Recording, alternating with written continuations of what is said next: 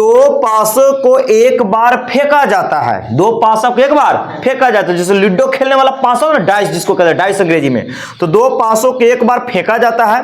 दोनों पासों की संख्या का योग 8 है, तो प्रायिकता ज्ञात करें। देखो जी, दो गो लूडो खेलने वाला डाइस है पासा, अब कहता है कि दोनों को अलग अलग फेंका जाता है, एक बार ई डाइस को फेंका है, एक बार ई डाइस को, तो पासा की टोटल निकालने की संभावना फार्मूला बताए थे, 6 के पावर n, और n होता है पासों की संख्या। तो देखो कै गो पासा फेंका है, दो गो, तो 6 के n के जगह कितना हो जाएगा 2, तो 6 के स्क्वायर करेंगे तो 36, यानी कि दो गो पासा फेंकेगा तो टोटल संभावना कितना 36। तो देखो यही लिखा है कुल संभावित परिणाम, 6 के कुछ कर दिए स्क्वायर, एक पासा पर 1 से लेकर 6 तक होता है और दो गो फेंक दिया, तो इसका फार्मूला बताते 6 के पावर n, और सिक्का के लिए कुछ बताते 2 के पावर n, और n होता है सिक्कों की संख्या। अगर 3 गो पासा रहता तो 6 के पावर 3, 4 पासा फेंकते 6 के पावर 4, इसी प्रकार से तो 2 गो पासा फेंके तो 6 के स्क्वायर करेंगे तो कितना 36, तो कुल संभावना 36 हो गया बाबू। अब देखो थोड़ा सा,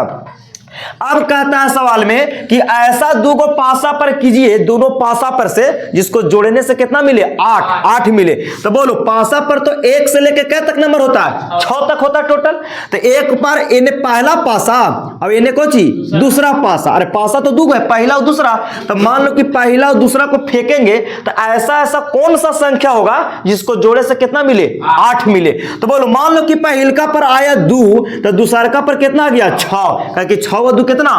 तो एगो पेयर बन गया यहां से। मान लो कि एकरा पे पहलका पर 2 तो एकरा पर 6, इहो तो हो सकता है बाबू, पहलके पर 6 और दूसरका पर 2 आ सकता है, तो क्या गो पेयर बन गया 2 गो। अच्छा मान लो कि पहलका पर आ गया 3, तो दूसरका पर कितना आ गया 5, तब 5 और 3 जोड़ेंगे तो 8, ये भी तो हो सकता है कि सर पहलकों पर आ जाए 5 और दूसरका पर आ जाए 3, ये भी हो सकता है। अच्छा इहो तो हो सकता है कि पहलका पर आ जाए 4 और दूसरका पर आ जाए 4 और जोड़ने से कितना दे रहा है 8, तो ऐसे ऐसे कुल संभावना कै गो 5 गो। देखो लिखे हैं कि दोनों पासों के संख्या का योग 8 होने की घटना, तो एगो 2 तो 6,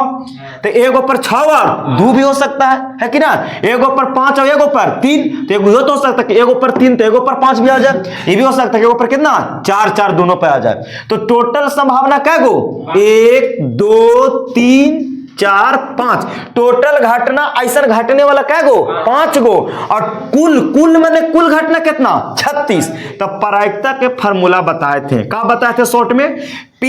ऑफ E, P ऑफ मैंने प्रोबेबिलिटी, E से इवेंट जिसकी घटना घटे उसकी प्रायिकता, तो P ऑफ E बराबर NE बटे NS, NE मतलब कि जिसकी प्रायिकता निकालना चाहती इवेंट की, और NS के मतलब कुल संभावना जो घटने वाला हुआ उसको कहां रखते हैं नीचे, तो बोलो टोटल घटना क्या को घटा 1 2 3 4 5, तो उसको रखेंगे कहां ऊपर, और कुल संभावना कितना 36, उसको कहां रखेंगे नीचे, यही मेरा प्रायिकता के क्या गया आंसर, यानी कि 5/36। हम बताए थे कि प्रायिकता के मान 0 से लेके 1 के बीच में होता है, प्रायिकता का मान 0,